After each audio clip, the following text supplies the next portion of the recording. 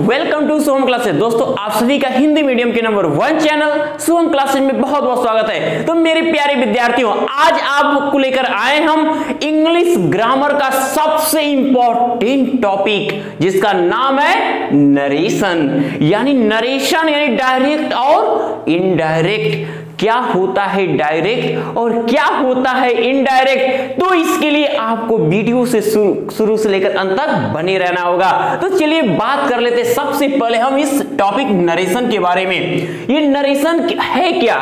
देखो, नरेशन का अर्थ होता क्या है? नरेशन मतलब होता है आपका क्या? कथन।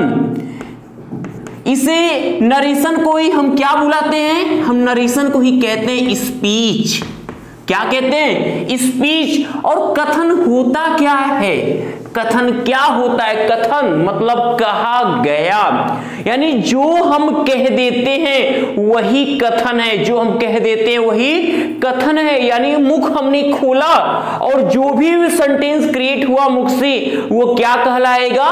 नरेशन कहलाएगा, स्पीच कहलाएगा। तो ये आपका बच्चे क्या हुआ? ये कथन। नरेशन मतलब कथन, जो नरेट किया जाए, जो कह दिया जाए, वही आपका नरेशन है। यानी कि नरेशन इंपॉर्टेंट हो जाता है किसमें? जब सेंटेंस का आपको नॉलेज परफेक्ट हो, तो सेंटेंस के बारे में आप जानते हो। तो चलिए हम बात कर लेते कि अब कथन। तो कथन में हम कहेंगे क्या कि on what we speak, on what we speak, जो कुछ हम कहते हैं, is called narration. Is called narration, वो नरेशन कहलाता है। यानी हम जो कुछ बोल देते हैं वह नरेशन होता है। तो आप सबको पता है कि नरेशन क्या है? हम बोलते दो तरीके से। किसी भी बात को अगर हमें किसी से कहनी है, बतानी है, तो हम एक तरीका ये अपनाते हैं कि जो बोलते हैं वो व्यक्ति सीधे सुन और समझ लेता है। एक ऐसा तरीका होता है कि हम कह उसे ही रहते हैं, लेकिन उसको घुमा के कहते हैं, यानी कि उसको क्या कहते हैं? इनडायरेक्ट कोशिश करते हैं। यानी कहने का अर्थ क्या है कि हमारे कहने के दो तरीके होते हैं, एक सीधा बोलना यानी डायरेक्ट प्रस्तुति करना, और एक घुमा के यानी इनडायरेक्ट कहना, लेकिन कहा वही जाएगा। तो यानी कि नरेशन के कितने पार्ट होते हैं? तो हम आएंगे कि क्या? Types of narration. Types of narration, narration के प्रकार। नरेशन के प्रकार। तो नरेशन बच्चे कितने प्रकार का होता है? पहला आपका है क्या? Direct narration. पहला क्या है आपका? डायरेक्ट नरेशन या डायरेक्ट स्पीच, या हम लोग ऐसे ही बोलते हैं कि डी डायरेक्ट और इनडायरेक्ट है। तो ये आपका डायरेक्ट नरेशन और इनडायरेक्ट नरेशन। अब आपके मन में ये सवाल उठता है कि डायरेक्ट नरेशन कब होगा और कब इनडायरेक्ट नरेशन होगा। इसको भी हम डिफाइन कर देते हैं क्या कि when the words of speaker are presented in same words. When the words of speaker are presented in same words, it's called direct narration। यानी स्पीकर कौन है? बोलने वाला, जो बोल रहा है वही वक्ता होता है। तो स्पीकर के सभी शब्दों को उसने जैसे बोला है, यानी ज्यों का त्यों प्रस्तुत कर देना। यानी हमारे मुख से जो निकला उसे बिना कोई चेंज किए हम अगर उसी चीज को लिख दे, सुना दी, बता दी, वो आपका क्या होता है? डायरेक्ट नरेशन होता है आपका।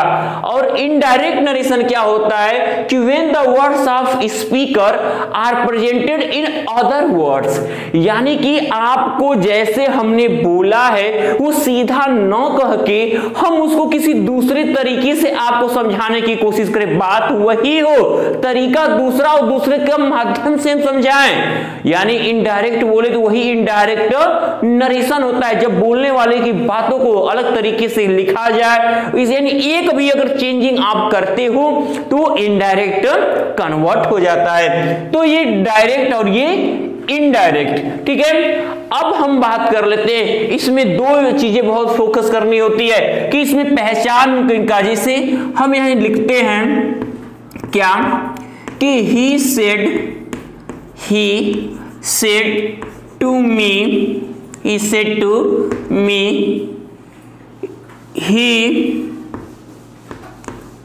had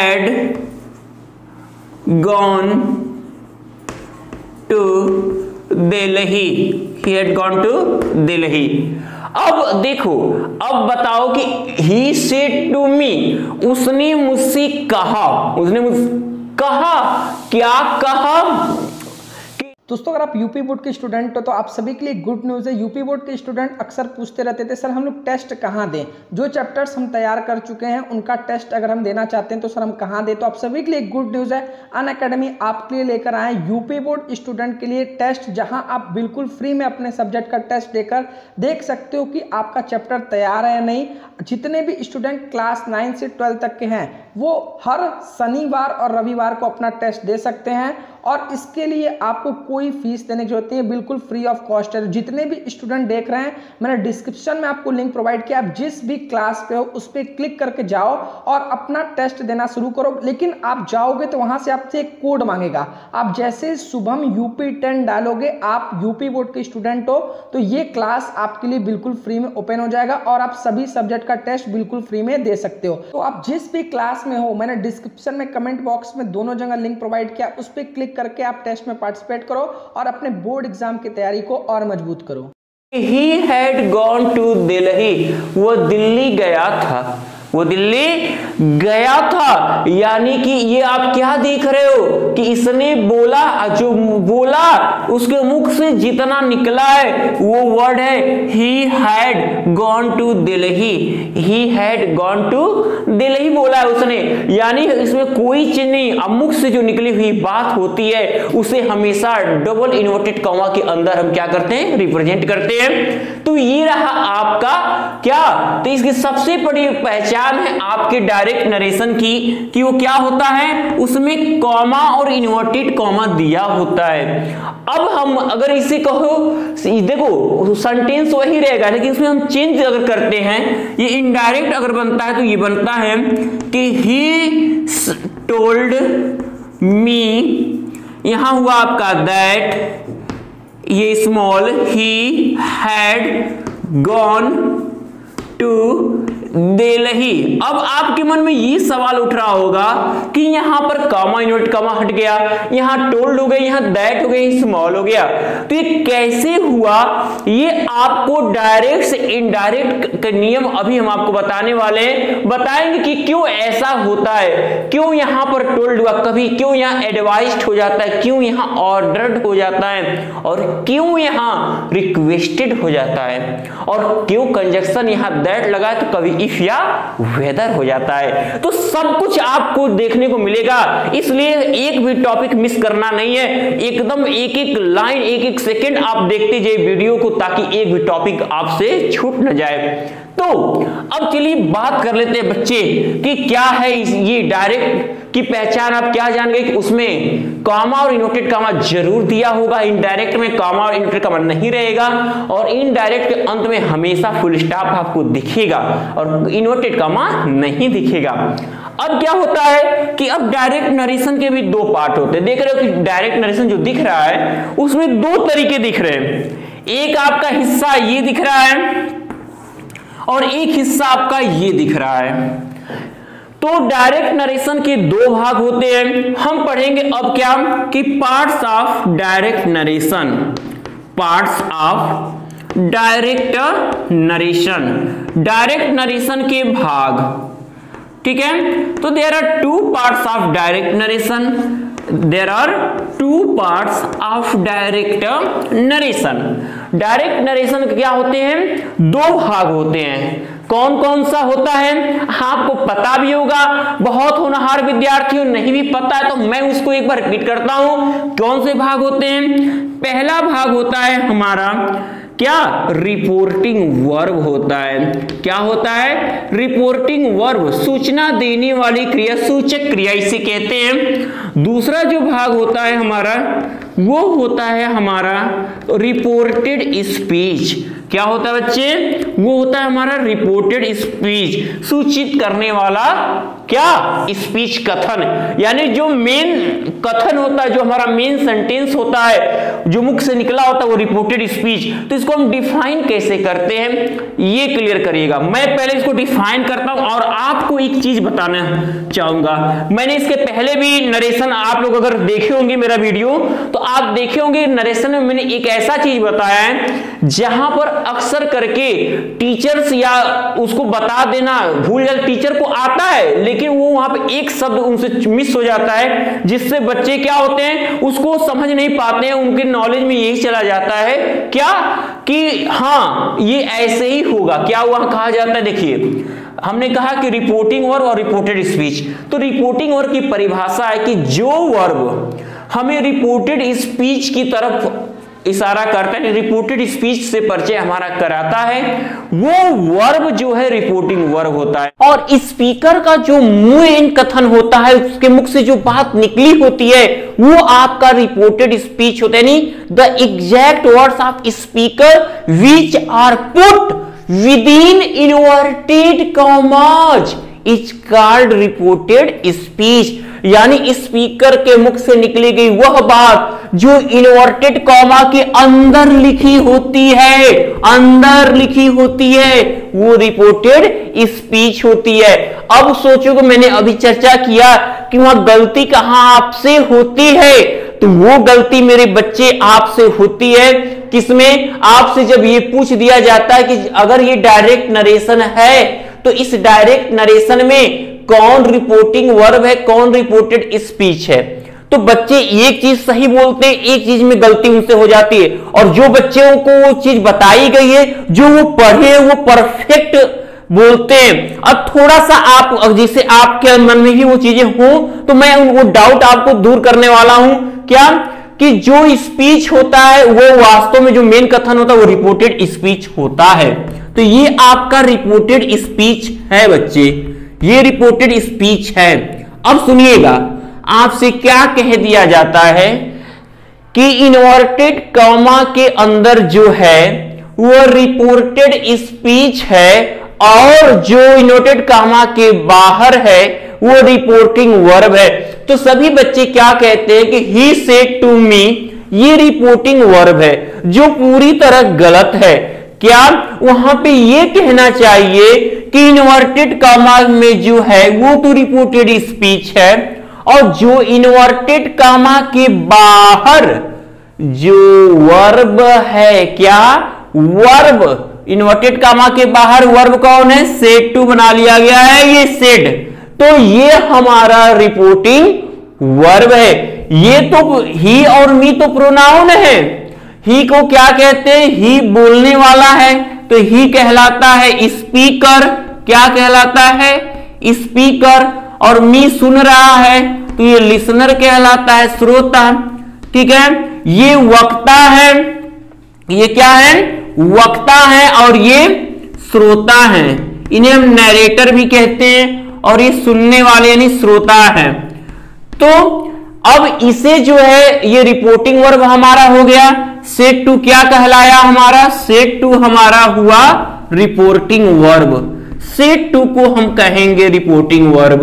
ठीक है, कौन होगा, सेड टू रिपोर्टिंग वर्ब। अब से ये सीख लीजिएगा कि इनवर्टेड कॉमा के जो अंदर होता है वो डायरेक्ट नरेशन का रिपोर्टेड स्पीच होता है, और जो इनवर्टेड कॉमा के बाहर जो वर्ब होता है, चाहे आस्क्ड हो, ऑर्डर्ड हो, रिक्वेस्टेड हो, एक्सक्लेम्ड हो, सेड टू, टोल्ड, वो आपका रिपोर्टिंग वर्ब होता है। और ये स्पीकर है और ये लिसनर यानी सुनने वाला है। अब क्या है, इसी स्पीकर को हम कहते हैं कि रिपोर्टिंग वर्ब का सब्जेक्ट कहलाता है, इसे सेड टू का सब्जेक्ट कहेंगे। कोई पूछे कि रिपोर्टिंग वर्ब सेड टू का सब्जेक्ट कौन है, तो वह ही है, और जो ये श्रोता है ये ऑब्जेक्ट कहलाता है। क्या कहलाता है, ऑब्जेक्ट कहलाता है, यानी रिपोर्टिंग वर्ब का ऑब्जेक्ट इधर वाला ऑब्जेक्ट है और ये सब्जेक्ट है। इसी सब्जेक्ट को यानी जो बोल रहा है, ही नहीं बोला, मी नहीं सुना, तो ही आपका स्पीकर हो गया और मी आपका क्या हो गया, लिसनर हो गया। तो इस तरह से आप एकदम क्लियर कर लोगे कि रिपोर्टिंग वर्ब के दो भाग होते हैं, डायरेक्ट नरेशन के दो भाग होते हैं, रिपोर्टिंग वर्ब और रिपोर्टेड स्पीच। तो अगर हम इसको डिफाइन अगर करना चाहें तो हम कह सकते हैं क्या, हम कह सकते हैं कि the verb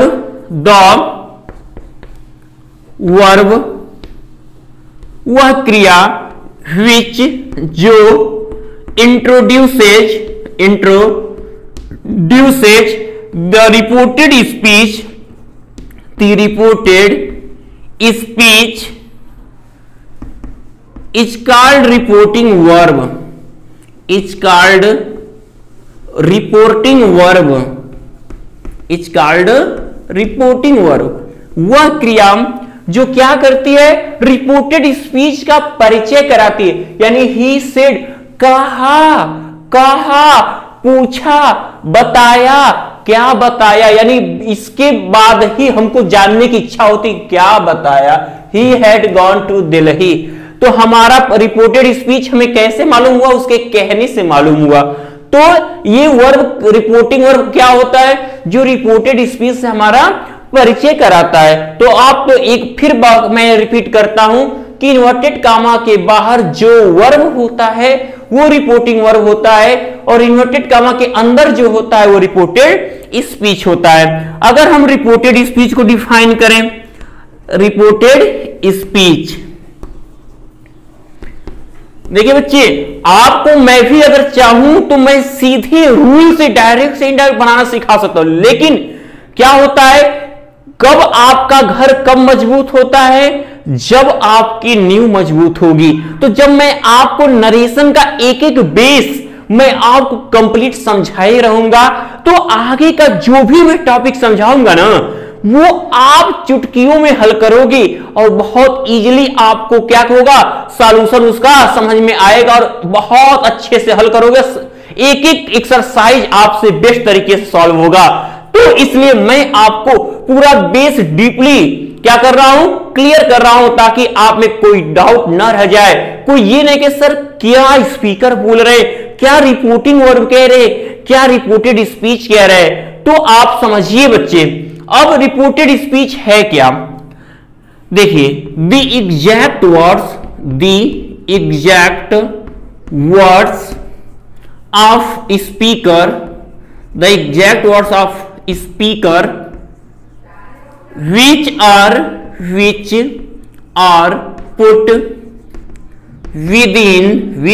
put within inverted commas is called reported speech, is called reported speech। Note भी करते रहिएगा आप लोग, साथ साथ आप लोग इसको नोट भी करते रहिएगा, ताकि एक बार आप वीडियो देख लियो। और जो बच्चे अभी सोच रहे हैं कि नहीं हम इसको जान के क्या करेंगे, तो आप अभी जब अगला पार्ट हम इसका कल बताएंगे तो आप कहोगे वाह, बेस हम जो बताया गया इसके अकॉर्डिंग तो हम बहुत अच्छे से समझ में हमको नरेशन आ रहा है, एकदम आएगा। क्योंकि नरेशन बहुत बच्चे डर जाते कि डायरेक्ट इनडायरेक्ट पढ़ना है हमें और हमें नहीं आ रहा है। उनका रीजन क्या होता है, वो गलती उनसे बार बार क्यों हो जाती है, क्योंकि हर एक टॉपिक एक जैसी नहीं होती। तो इसलिए आप अपना बेस सही किए रहे, उसके हर एक टॉपिक आपको एक जैसी बन जाएगी। जब आपको आएगा तब बेस मजबूत होगा तब। तो the exact words of speaker which are put with in inverted commas, ठीक है, स्पीकर का एग्जैक्ट वर्ड्स जो क्या होता है आपका इन्वर्टेड कामा के अंदर रखा जाता है, वह रिपोर्टेड स्पीच कहलाता है। अब हमें क्या पढ़ना है कि कैसे हम डायरेक्ट से इनडायरेक्ट में चेंज करेंगे। डायरेक्ट से इनडायरेक्ट में चेंज करने के क्या नियम है। आपका change of direct narration into indirect narration, direct narration से इनडायरेक्ट में बदलना। ओके, हम यहां ये भी लिख सकते रूल्स फॉर चेंजिंग, ठीक है। अब देखिए यहां पे आपका फर्स्ट रूल क्या होना है। पहले देखो किसी भी चीज को किसी व्यक्ति को अगर क्या करना, उसको अगर बदलना है तो उसकी जो मेन क्वालिटी होती है उससे आपको चेंज करनी होगी। तो डायरेक्ट नरेशन की मेन पहचान क्या है? कॉमा और इन्वर्टेड कॉमा का होना। यानी जब डायरेक्ट से इनडायरेक्ट हम बनाएंगे, जनरल रूल आपको आज मैं बता रहा हूं, बाकी जो मेन रूल होगा ये बेस आज आप तैयार रखिएगा, कल आपको इसका मेन रूल मालूम होगा और डायरेक्ट से इनडायरेक्ट आप सॉल्व करोगे। क्या करना है आपको? डायरेक्ट से इनडायरेक्ट बनाते समय हमें क्या करना है? ठीक है, क्या करना है? Remove comma and inverted comma. हमें कॉमा और इन्वर्टेड कॉमा को हटा देना है, कॉमा और इन्वर्टेड कॉमा को हटा देना है, किसको? कॉमा और इन्वर्टेड कॉमा को हटा देना है। और जब हटाएंगे इसके जगह क्या करते हैं? और इसके स्थान पर एक परफेक्ट कंजक्शन का यूज करते हैं, एक परफेक्ट कंजक्शन का यूज करते हैं। कंजक्शन का क्या करते हैं? हम यूज करते हैं। यानी कि अब वो कौन सा कंजक्शन होगा, किस सेंटेंस में कौन सा कंजक्शन लगेगा, वो आपको मेन रूल में। तो पहले ये सीखिए क्या क्या हमको करना है डायरेक्ट इनडायरेक्ट। तो पहले कॉमा और इन्वर्टेड कॉमा हटाना है, जहां हटेगा वहां एक कंजक्शन लगना है। ठीक है, दूसरा रूल आपका क्या है? दूसरा रूल कि आपको क्या करना है? रिपोर्टेड स्पीच के पहले लेटर को स्मॉल लेटर कर देना है।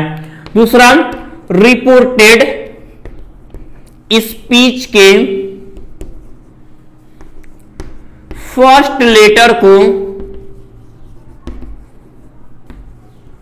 स्मॉल कर देते हैं, अब यहां पर एक कंडीशन है बच्चे। क्या कंडीशन? यहां देखिएगा नोट में, मैं ब्रैकेट में लिख रहा हूं क्या कि प्रॉपर नाउन और आई को छोड़कर अगर कोई दूसरा वर्ड वहां पर है, अगर यहां पे आई यानी सिंगल आई, नहीं कि आई यस इज लिखा हो तो हम वहां पे स्मॉल ना करें, यानी इकलौता सिंगल केवल आई लिखा है तो वो क्या होगा? रिपोर्टेड स्पीच का पहला लेटर स्मॉल नहीं होगा। यहां पे कोई प्रॉपर नाउन, किसी व्यक्ति विशेष या वस्तु स्थान का नाम हो, राम श्याम हनुमान हो, आगरा मथुरा दिल्ली हो, तो यहां पे उनका फर्स्ट लेटर स्मॉल नहीं किया जाएगा, भले हम इनडायरेक्ट क्यों ना बना रहे हो। ठीक है, तो आपको क्या करना है? और बाकी इसके जगह कोई भी वर्ड, जैसे ही है ना, तो हमने क्या किया? यच को हमने यहाँ पे स्मॉल किया है, कॉमा जगह हमने यहाँ दैट लगाया है। ठीक है, और तो रिपोर्टेड स्पीच के फर्स्ट लेटर को स्मॉल कर देते हैं, और क्या? प्रॉपर नाउन और आई को छोड़कर, यानी इनको छोड़ के बाकी अगर कोई दूसरा वर्ड आता है तो एकदम अच्छे समझते रहिएगा। तीसरा क्या करना है आपको? जो रिपोर्टिंग वर्ब का भाव रिपोर्टेड स्पीच के अनुसार बदल जाता है। रिपोर्टिंग वर्ब का भाव रिपोर्टेड स्पीच के अनुसार बदल जाता है, रिपोर्टेड स्पीच के अनुसार बदल जाता है। यानी कि ये कभी इसके अनुसार ये टोल्ड हो सकता है, इसके अनुसार ये ऑर्डर्ड हो सकता है, रिक्वेस्टेड हो सकता है, क्लेम्ड, यानी इसके भाव के अनुसार इसका क्या होगा? रूप बदल जाएगा, लेकिन टेंस नहीं बदलता है, ठीक है। जो ये रिपोर्टिंग वर्ब है इसका हम ये देखो सेकेंड फॉर्म, तो हमने सेकेंड फॉर्म ही लिखा है, भाव बदला लेकिन टेंस नहीं बदला है। आगे पढ़ोगे कि टेंस जो है रिपोर्टेड स्पीच का बदलता है, रिपोर्टिंग वर्ब का नहीं बदलता है। एक चीज और क्या कि इनडायरेक्ट नरेशन के अंत में, इनडायरेक्ट नरेशन के अंत में, नरेशन के अंत में हमेशा फुल स्टॉप हो जाता है, हमेशा फुल स्टॉप हो जाता है।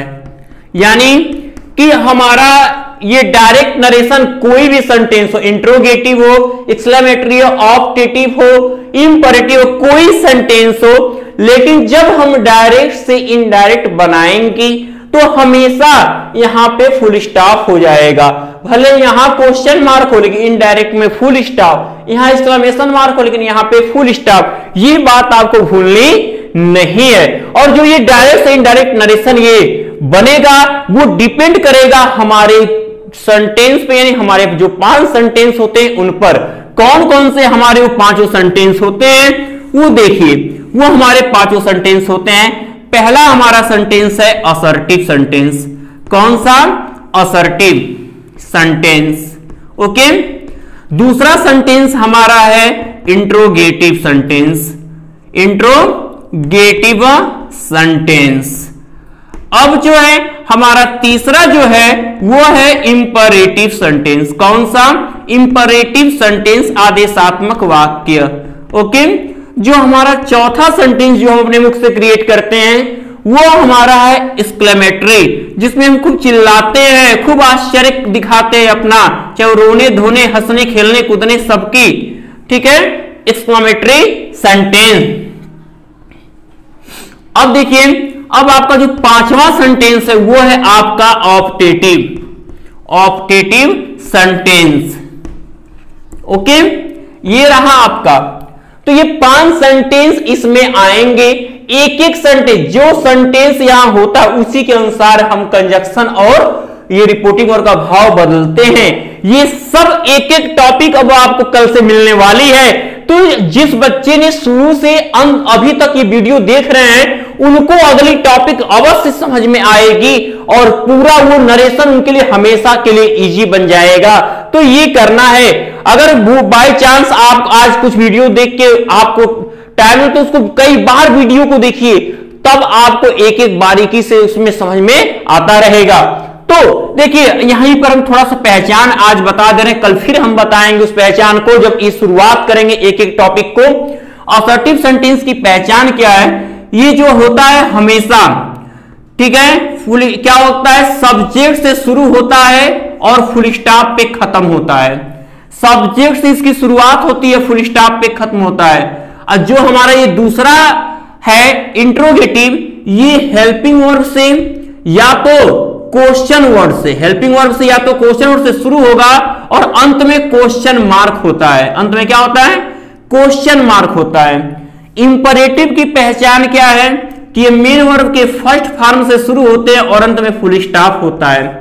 अगर कभी कभी क्या होता है कि मेन वर्ब के फर्स्ट फॉर्म के पहले क्या होता है, यहां डोंट होता है, नेवर होता है, प्लीज होता है, लेकिन सब्जेक्ट इसमें नहीं होता है। और असर्टिव में सब्जेक्ट होता है और फुल स्टॉप होता है, लेकिन इसमें सब्जेक्ट से शुरुआत नहीं होती है।